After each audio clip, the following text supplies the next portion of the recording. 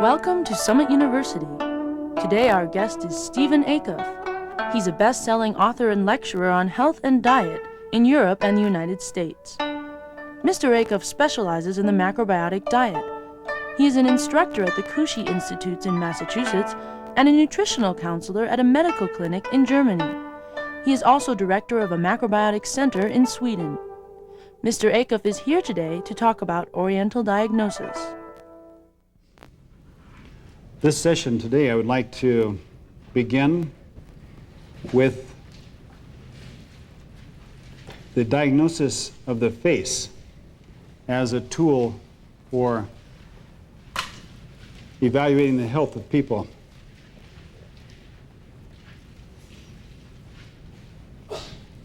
The face is especially interesting for us because, number one, we don't have to have the permission of other people to use it. We can walk around and look at everybody's faces, and we learn a lot because we can see all these faces. We can even stand somewhere like at, let's say, the entrance to a big department store in a big city and just watch people buzzing in and buzzing out and just look at the faces as they go by, and you learn a lot. Whereas if we're going to look closer, like say, what condition of the shoulders, then we have to be able to come close enough to touch them. So we do use facial diagnosis a lot in what we do, which is evaluating health. But it's always important to confirm our conclusions through other means if possible. So we learn a lot by looking at faces, but then it's nice to be able to use the other diagnostic methods which we have, like how do the hands feel, the ankles, shoulders. Now, facial diagnosis begins with a general appraisal of the face. Is it more yang or more yin?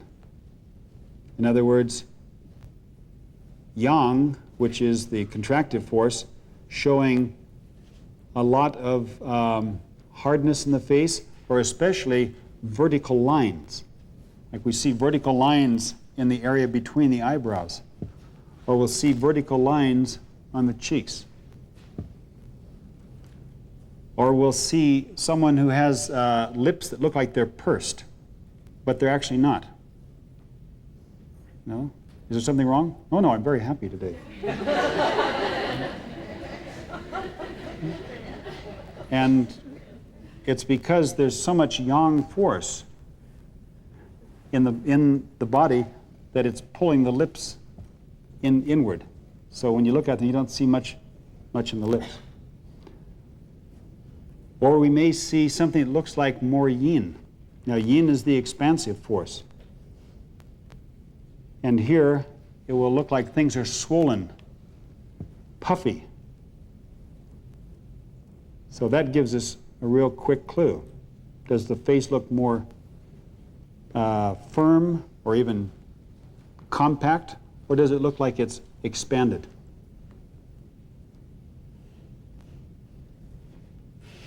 Now, this is just our first impression. And then, when we have that, then we'll look at some of the other aspects, like color. We look at the color of the face. Now, in the summer, when people are tanned, you have more difficulty getting just the right diagnosis of this. But after the sunny season is over, then you can see. Some people will have a color which we could call pale, a whitish color, which can indicate different things, like anemia, or it can show excess consumption of dairy food. People in Scandinavia, where I live, are considered to be pale people. And this is not only because there's, for half the year, very little sun, but also because of the excessive dairy consumption in those areas. The color can be reddish, like a reddish color, which shows an overconsumption of expansive yin foods, like sugar, strong spices like pepper. The red color we see is nothing more than an expansion of the blood vessels in the face, and the blood is actually coming closer to the surface. So it's a general expansion.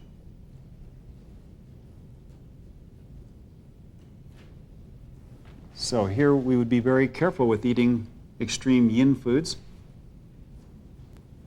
and direct our food program, at least for the coming weeks, possibly months, to be a little more yang. In other words, the emphasis on root vegetables, grains, but especially being careful with fruit, even though fruit is in general a balanced form of yin. But if you've got a reddish face, you'd be careful of that.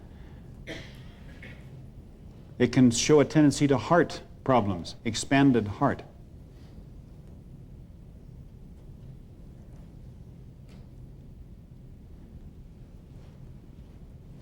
Then we have also a yellowish tinge, which can have different causes. One is people who eat a lot of vegetables. Some people eat fairly good diets, have a yellowish tinge, which comes from a lot of beta carotene. Now, beta carotene is in the yellow and orange vegetables, but interestingly enough, also in green vegetables. So if you eat a lot of kale and a lot of other green vegetables, you take in a lot of beta carotene, which is good. Beta carotene, we know, improves the immune system. It makes us healthier. It decreases the effects of free radical damage in the body, but it will make your skin a little yellow. Other forms of yellowish skin can have to do with liver problems. These are people who are not eating so many vegetables, but it's being created by a lot of very hard fats. And this, of course, is something we call more yang. It would be things like cheese and eggs, getting more hardness, and showing especially liver. Some people will have, we could call it almost a dirty quality. The skin always looks unclean, like it needs a good cleaning. This would be more a problem directed towards kidneys. The kidneys are not handling their basic filtering function and are using the skin as a way of discharge. In Oriental medicine, the skin is sometimes referred to as the third kidney. It is the way the body has of discharging excess toxins, and especially when the kidney function is weak, it becomes more important that the skin can be used for this discharge. Sometimes people have almost a bluish color. It goes almost in the direction of purple, but more like bluish, which shows extreme blood stagnation. It's also extreme yin. So skin color can be either the whole face or just parts of the face. So we'll sometimes see reddishness only in the cheeks, maybe across the nose, but no place else. Or we might see the whole face red. Of course, the more serious condition is when the whole face is red. But even here, reddishness is showing that there is extreme yin. In other words, the sweets and alcohol and coffee and all these things that are from the extreme yin side. So that's something also we can have as our more, let's say, a general picture of people. And then we can begin to look a little closer at the face, which I have made a diagram of here. The upper part of the head basically has to do with the more abstract part of life. We could say the artistic, the intellectual, the spiritual. The lower part has to do more with the practical side of life. That's like the nuts and bolts, everyday activities. And the point is that we should have balance of both. We should have the ability to be spiritual on the one hand, but we should also be practical, because we can't really live the way we're intended to live if we get too much of one without the other. We have to make that everyday lifestyle function for us. So, the basic constitution of people, something they're born with and doesn't change, is that some people have a very high forehead. Their eyes tend to be further down in relation to the hair as opposed to other people. Other people are very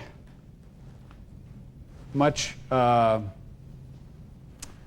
emphasized here in this area. Very much. We look at the face, you see that the area from the bottom of the nose to the chin is what sticks out most, or what we notice most. So with these two opposites, we can get some insight into the person's basic constitution and into their, let's say, pattern for life. So people who have the eyes a bit lower, in other words, a higher forehead, these people are, say, more yin in their constitution. But, or while those who are bigger here, more yang in their constitution. So we would say that in general, for facial diagnosis, those who have very high forehead have an easy time going towards the artistic side of life, towards the intellectual and thinking part of life, towards the spiritual side of life. And those who are very much dominated by this area, they have an easier time dealing with the practical side of life, making everyday life function, being happy with their food, being happy with their families, enjoying their neighbors, that kind of thing. So what we should do in life is, if we see that we're very much dominated by this area, is we should really put a lot of energy into developing our spiritual side. In other words, meditative practices, chanting, things like that, which will raise our energy in this is what we call yin energy. We're going up. Whereas people who have the very high forehead, we would say in general, should be sure to develop that practical side of themselves, making life function, because the two, of course, go very close together. There's no spiritual development in the real sense of the word without also having the physical vitality that goes with it. Like you can't pour that spiritual energy into a vessel which is not strong. So that's generally what we look at the face from the beginning. We would see constitutionally what's going on, but that's just something that goes very fast. And then conditionally, we look at is it fat? Is it compact? Are there vertical lines? Are there horizontal lines? The horizontal lines are showing, of course, the opposite, more yin. So, if we see a lot of lines in the forehead, this is showing yin. Now, I've got some of those, and many people have them. What happens sometimes is that we will have a condition which we then balance, but we kind of leave a mark of where we've been. Like some people will have bags under their eyes which are showing a disturbance in their kidney function, and they will balance their kidney function so that the bag will recede and it'll now be a smooth face, but you'll still see that line where it was. So we distinguish between what is and what has been. So with lines across the forehead, it's really a problem with the lines across the forehead if it has the washboard look. You know, it's like this.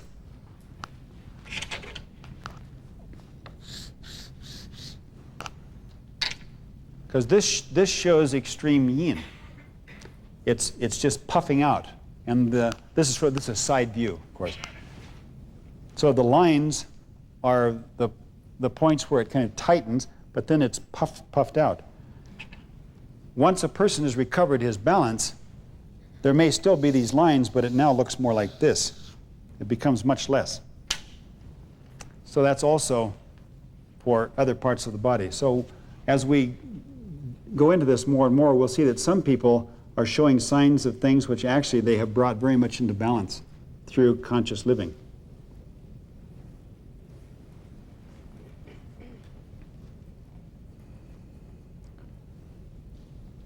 Next point is looking at the eyebrows. Now, eyebrows, if we have thick eyebrows, this is more a sign of a stronger constitution.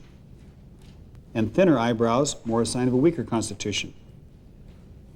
So, as I mentioned in a previous session, because women will change the appearance of their eyebrows, we don't want to go in too much with women for eyebrow diagnosis, but with men, we can definitely do this. And what you'll see is people who eat a lot of animal food will gradually, over the years, experience that these eyebrows start getting shorter. So you'll see people that have just little tufts here and there. But if you see a picture of them 20, 30 years ago, you see that they have full eyebrows. So these people should be very careful about excess animal food consumption. And yang in general. Yang means contractive, too much salt, or too much hard-baked flour. Pizza dough and all of these things that people like. So, we look at the eyebrows, we can look at the nose, we can get an idea about constitution by looking at the nose.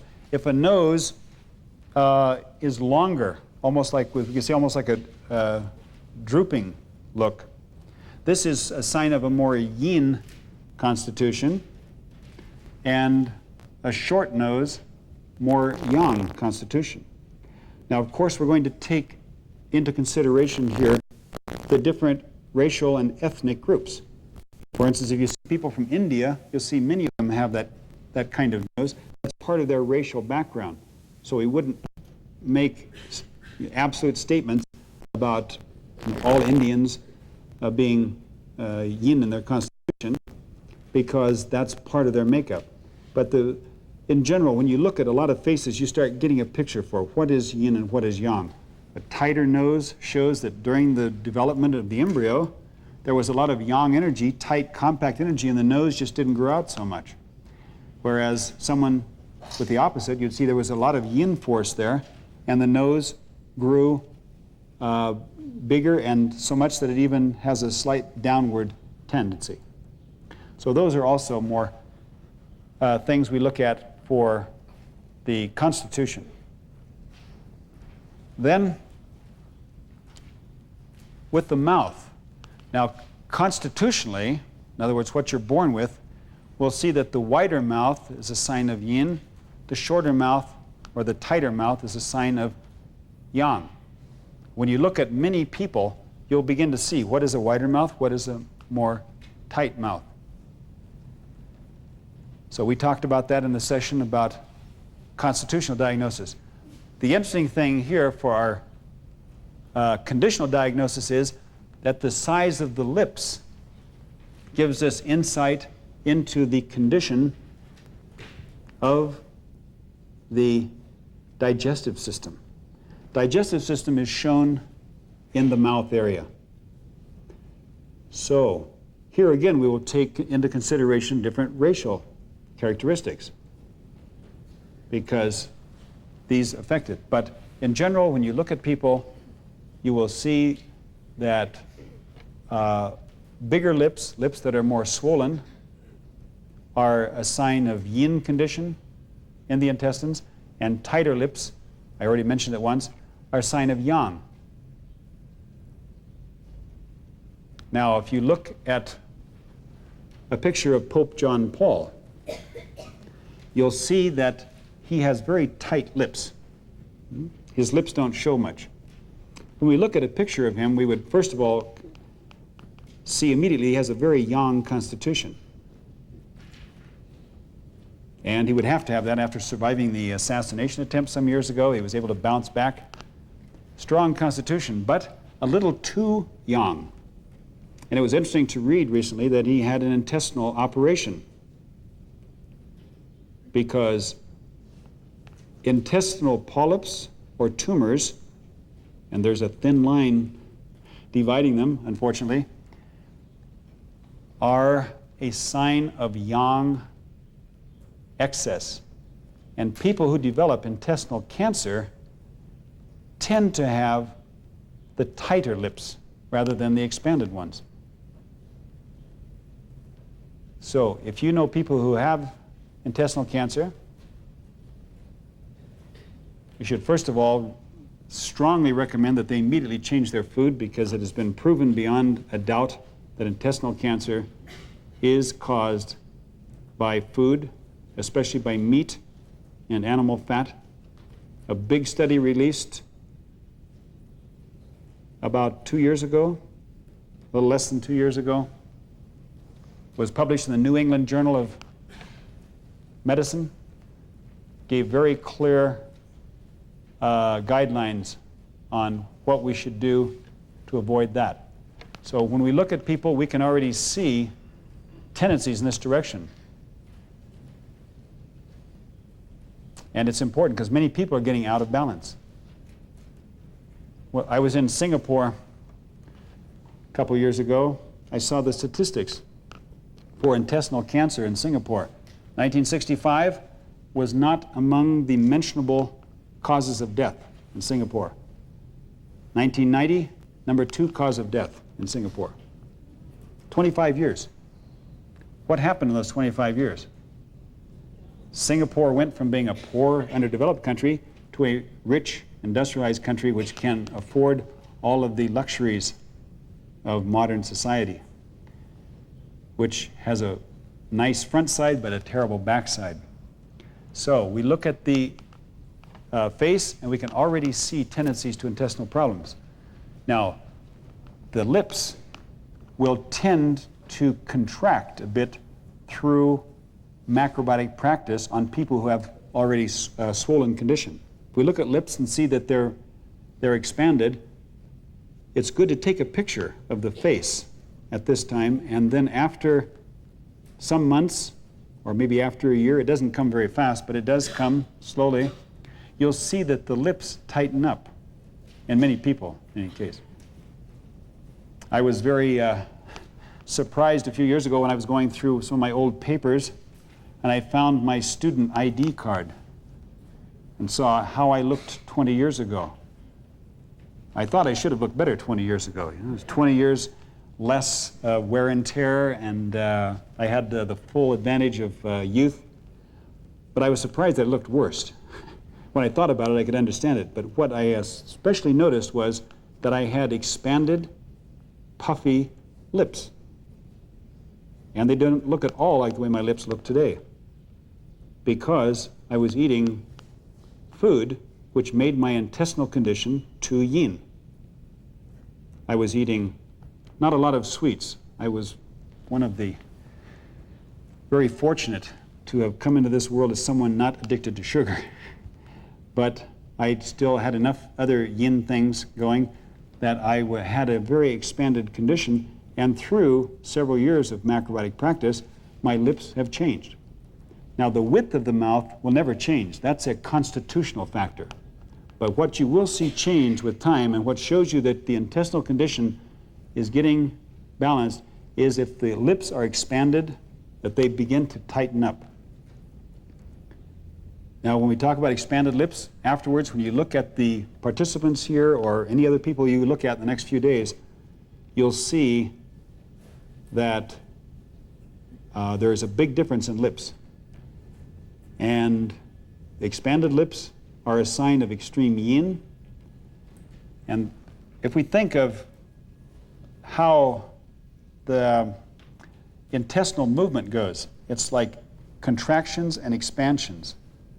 This is what moves the food through the intestinal tract. So we can also think of that in macrobiotic terms of being a yin or expansion phase and a contraction phase. Many people who suffer from constipation have too much expansion, and there's so much expansion through the wrong choices in food that they don't get that opposite, that contraction, and so things stop. Now, you can try different remedies for short-term relief, but to really do something about the problem, you need to change the condition of the intestines. And that means proper food, above all. That will regain that original yang or contractive force which the intestine should have.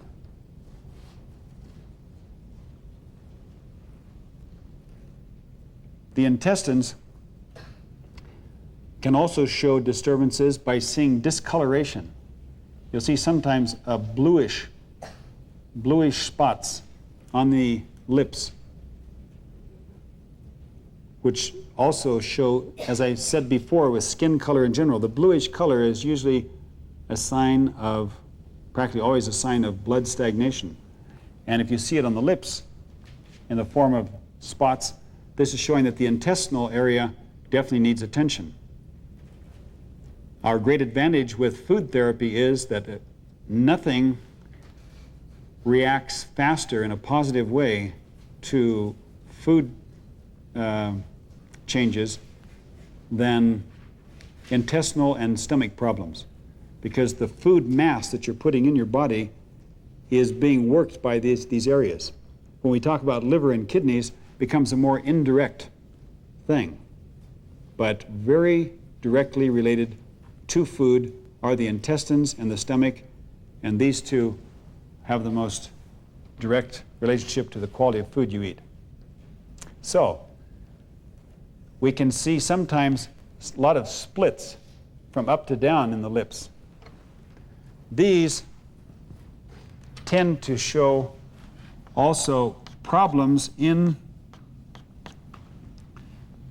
the digestive area, possibly the intestinal wall being damaged here and there. I don't know if you're aware of the fact that dairy food has a damaging effect on the intestinal wall. Studies have shown that some people with anemia have this because of the intestinal bleeding which is caused by the consumption of cheese, milk, and other products which taste delicious to many people, but which in fact are far from healthy.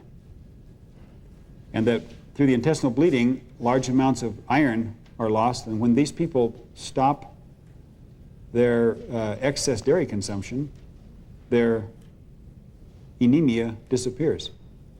I've had, I don't know how many women who have experienced this.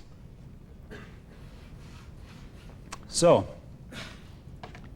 hemorrhoids is another thing which can be shown by these splits. If the split is really deep, especially in the middle part, this split is showing yin. Now, a hemorrhoid is something which is expanded. It's too much expansion. To get rid of that, you've got to get rid of the cause and get it more contracted or yang.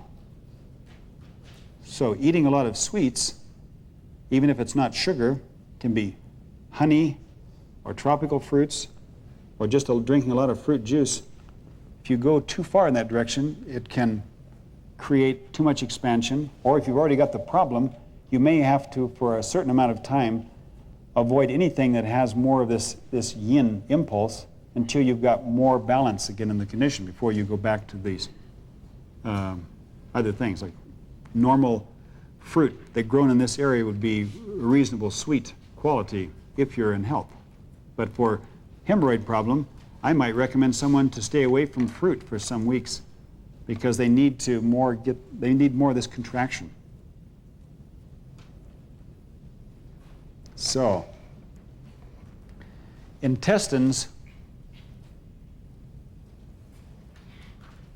are divided into large and small. Now, the large intestine is especially shown in the lower part of the lower lip.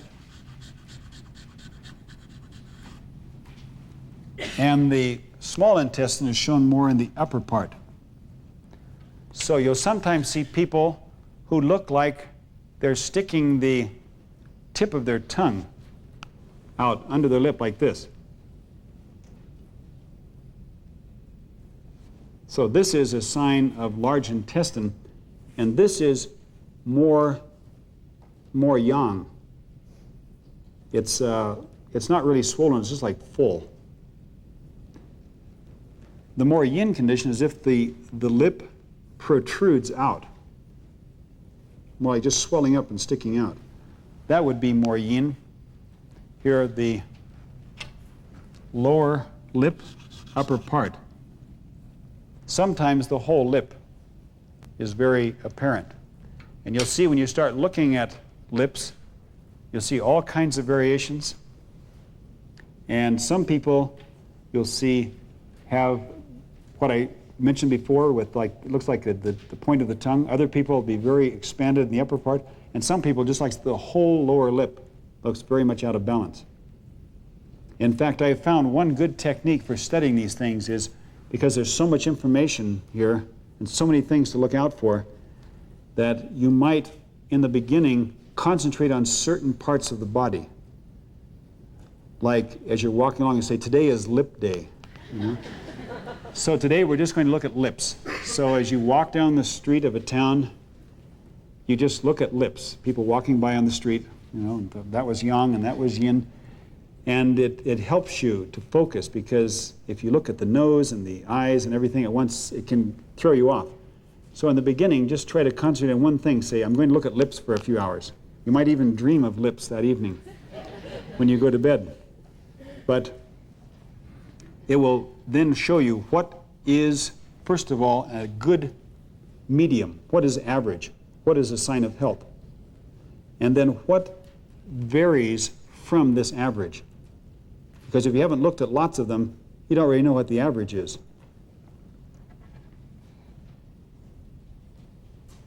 You'll notice that sometimes the lower lip is very expanded,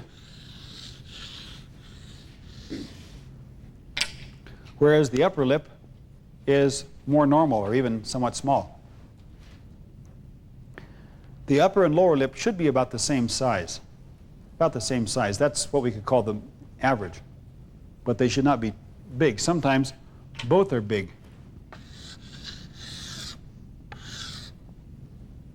And sometimes the upper one is big and the lower one is small.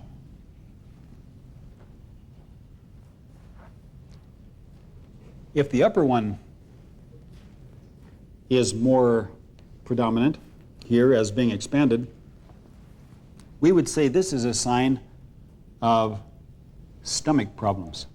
Because the stomach and the upper part, also the esophagus, but especially the upper part of the digestive system is in trouble.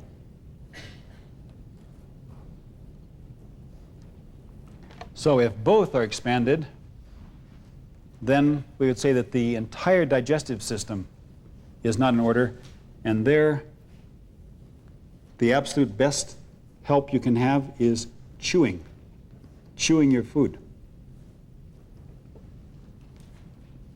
If you chew your food very well, you have already started the digestive process in the mouth, and you make the job in the intestines much easier. If you experience any kind of discomfort when you change over to this kind of food, the number one cause of that discomfort is chewing the food too little. We have to remember that the intestines are only the last stage of digestion. It's actually supposed to start in the mouth. Why do you think we have been blessed with all these wonderful teeth in this form? We have what are called molars. Molars are for grinding. And we are supposed to be grinding foods that need a lot of chewing. Now, if you eat a piece of cheese, you'll find that long chewing is not so interesting. It's like, you chew it a little bit, then you swallow it. And if anyone is still eating meat, you'll find that especially meat, after about chewing a few times, you've just got this stuff in your mouth, and it's not particularly interesting. You swallow it and go on to the next one because it's the juice in the meat that really gives the taste. So, what you do when you change your food into grains and vegetables is you chew very well, because that will ensure that your intestines have less work. So anyone who has got that kind of swelling or too much tightness in the lips should think about chewing.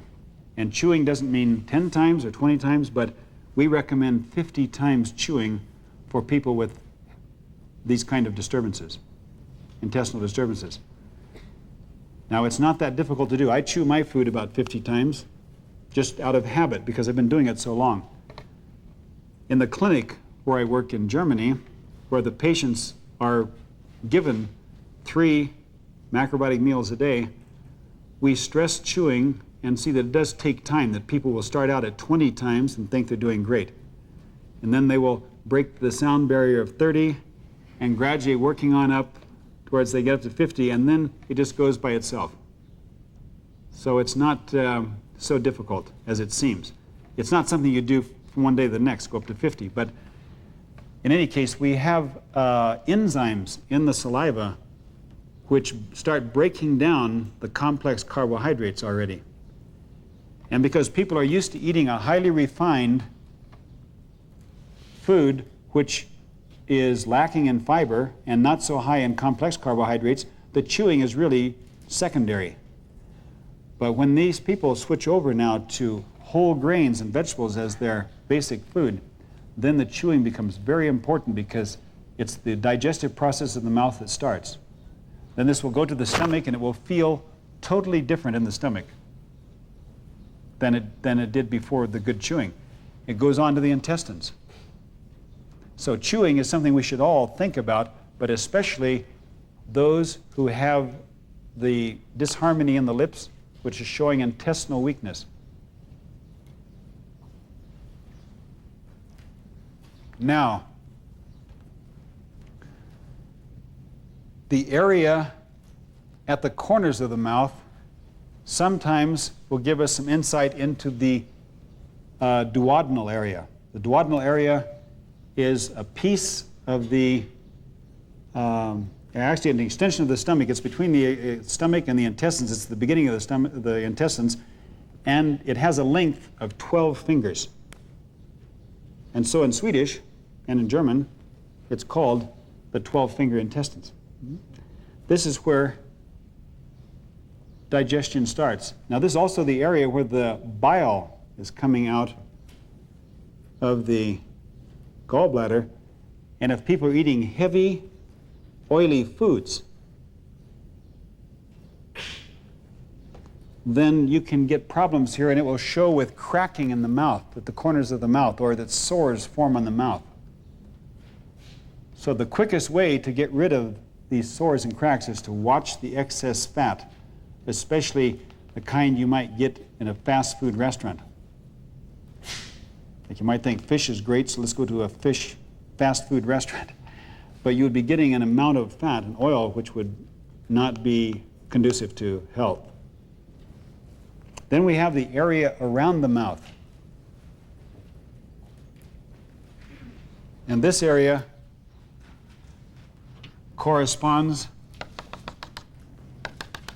to the sexual organs.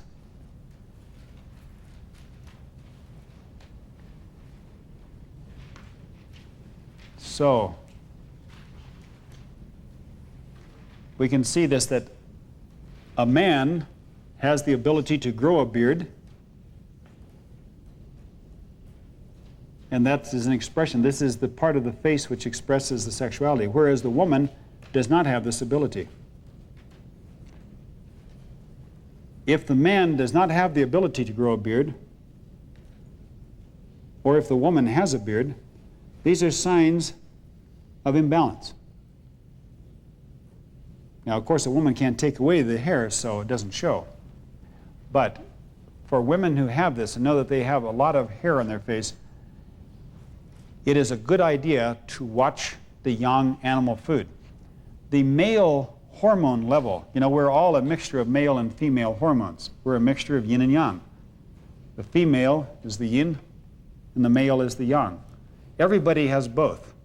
But men have a predominance of male hormones, and women have a predominance of female hormones. But if a woman's hormone level goes up too much in the direction from male hormones, then she can get too much facial hair. So this is not only a cosmetic problem, but it is a reflection of what's going on in the sexual area. So,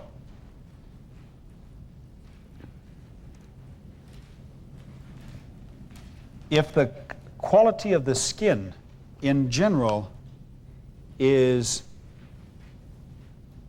let's say, not real clean, it doesn't look like it's proper, it doesn't look like the rest of the face, there's something different about the skin around the mouth and down to the chin, this will give us some insight into problems of the ovaries, uterus in women, prostate, testicles in men. The ovary area is shown especially in the corners of the mouth here. So sometimes women will get, like, you'll see little pouches developing, pouches that develop here on each side. This is ovary area. Now here, of course, we're taking age into consideration.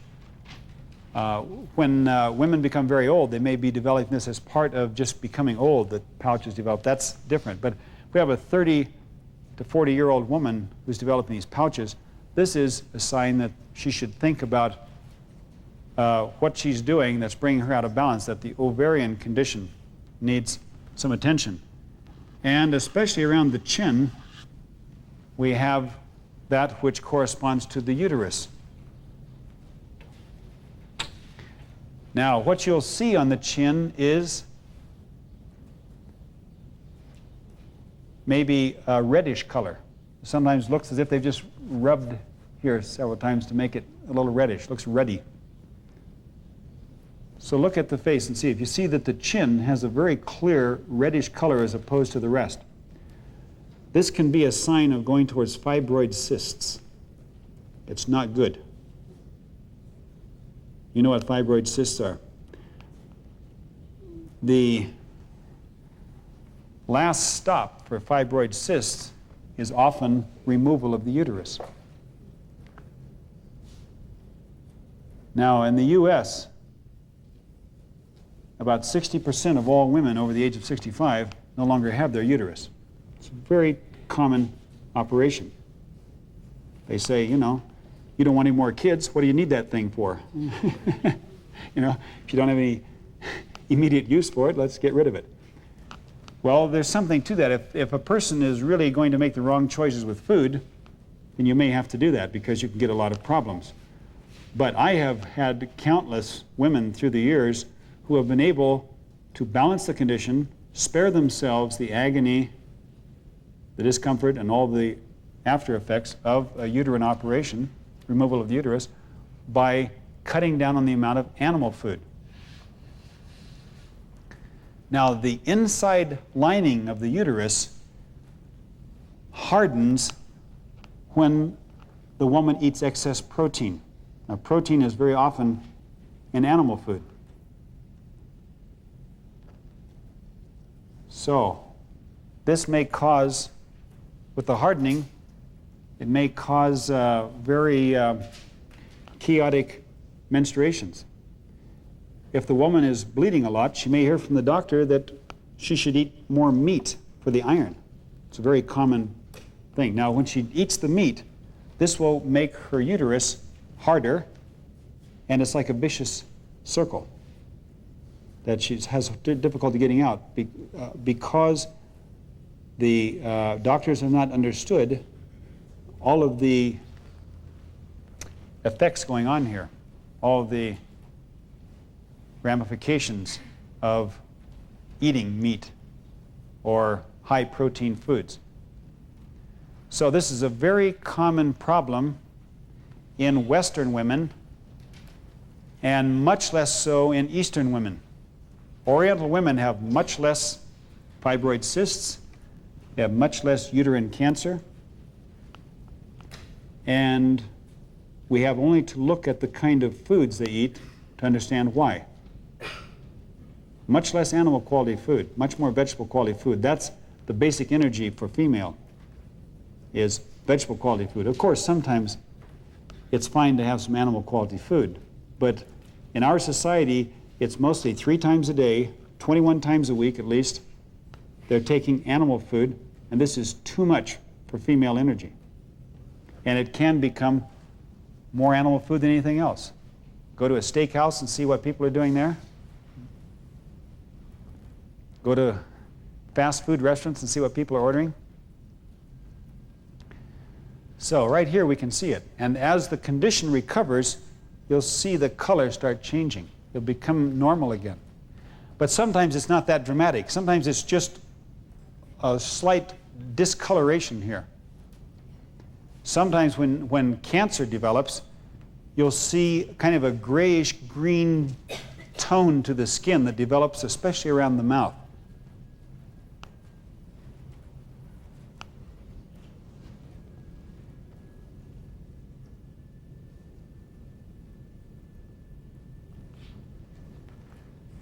So if the condition of the female area is especially young, then you may get some wrinkles around the mouth. It's almost like this. We got all these little lines around the mouth. This is a sign of too much yang. It can be too much baked food, salty, and animal quality food. Those are the yang impulses. So an elder woman may have this because when she stops menstruating, her female area does in fact become more yang, but that's all part of the life process. So these wrinkles around the mouth are not important for women beyond menopause, but they're especially important for women before that as a sign of imbalance. And this is very interesting because the health of our sexual organs is really a summation of our health. Like nature has determined that we should have children. That's really the purpose of why we're there, is to give birth to children, that the species continues. This is true for all animals. For deer and for elks and for cats and dogs, it's the reproduction, that there is a continuity to life. So let's imagine what happens when people lose their reproductive energy or they get problems in this area. It's a sign that the overall health is really deteriorating, because the result of good health is strong reproductive power. So we have to think about what we can do. Now, this isn't always easy. What I'm giving you here are the general guidelines for recovering health. But each person will also have special things to consider. There may be special situations. Some people really find their balance through trial and error, trying this and that, but always keeping the spirit of exploring, experimenting. So, with men, we can see prostate troubles developing also if this develops, or also if prostate can also show as pouches developing on the sides here. Now, interesting for me has been through the years noticing how much uterine and prostate problems are connected to the liver. Now we see the liver by lines developing here between the eyebrows. You know, really like a really deep thing here, or sometimes two of them,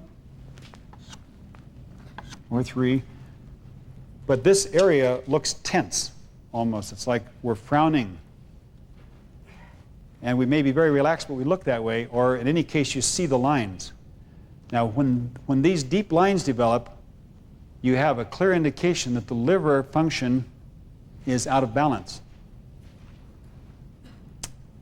And I find that when I look at people who have prostate cancer or inflammation of the prostate, which is like a pre-stage to prostate cancer, that so many of them, almost all of them, if not all, have got very clear signs of liver disturbance. And the same also with uterus, with women. And it's interesting to think about the flow of the liver meridian in acupuncture. It's a very interesting meridian. It starts on the big toe. It's on the side towards the second toe. It goes up the leg on both sides, and the left and right branches of the liver meridian meet in the uterus. It's actually quite a unique place where they actually come very close together. They meet in the prostate in men, and these two branches meet in the uterus of women. Now, energy disturbances are carried over the acupuncture meridians. That's why acupuncture works, because we put little needles into those acupuncture channels, those energy channels, and we get some very quick results of changing the person's health condition. Now we can imagine what would happen if the person is taking the foods which create stress in the liver and the need to discharge, that this imbalanced energy is flowing through the liver meridian, and at this point where these two touch, you have a very sensitive area. So for me, prostate and uterine problems are not actually the real problem. And here's where we get into more holistic thinking. We're trying to look beyond the symptoms. We're trying to look beyond diagnosis of symptoms and try to find out what is the real cause of this problem. It's a little bit like playing Sherlock Holmes. You know, my dear Watson, you know, we think about how can we figure out what is the culprit here. You know, aha, it's the liver, you know, it's the butler. Because the uterus was only the place where this imbalance showed itself. So with conventional medical thinking, you may have to remove the uterus, but we know with holistic thinking that the problems are just beginning, because this problem has just lost its way of showing itself. But the problem goes on, and that's why these operations are usually not the end of the story. And again, I would emphasize, sometimes operations are necessary, and I do not want to give the impression that these are always wrong, but a lot of operations are unnecessary. A lot of medical treatment is unnecessary if people would understand the connections. In defense of doctors, we would also have to say, however, that many people get the kind of medical treatment they want. I know doctors who are really consciously trying to use holistic principles in their practice, trying to motivate patients to change their lifestyles, to eat better. And they find that the mentality of many people is a pill and treatment mentality. They don't want to be involved in their own health creation. They want to be treated. And so the kind of things we're talking about here is really for a minority of people. But the people I feel sorry for are those who don't understand these connections. But if they only had access to this information, they would change their life. They would change the way they eat every day. They would change the way they spend their free time so that they would live more in harmony with their biological needs and remove the need for medical attention. So when we think about these things, we want to keep that in mind, that although I do point out oftentimes critical aspects of medicine, we have a need for this kind of medicine because the majority of people, in any case, are not willing to make those changes, and we have to try to help them somehow. So, now we'll continue here with the face. Sometimes it'll be things like pimples, which will develop in the area, but always getting pimples only here. Never get pimples here, always just here. Some women will get the pimples here in connection with their period. This is a real clear connection, that the menstrual cycle is in order. Now again, here I'd like to point out one thing when we're talking about the sexual organs, that is that there is a lot you can see by looking. But as I said in my introductory comments earlier, in an earlier session, the best way we can use this is also in asking questions. If I were actually doing a counseling session with a woman who was involved with some kind of problem in the sexual organ area, I would want to hear from her, how is your menstrual cycle? Because a menstrual cycle should not be painful.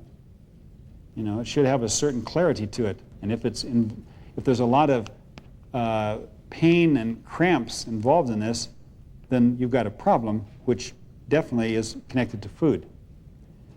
And as I said also in an earlier session, sometimes you will see people who have no sign at all here, but they have these problems in spite of it, because there are different ways that these problems can show themselves.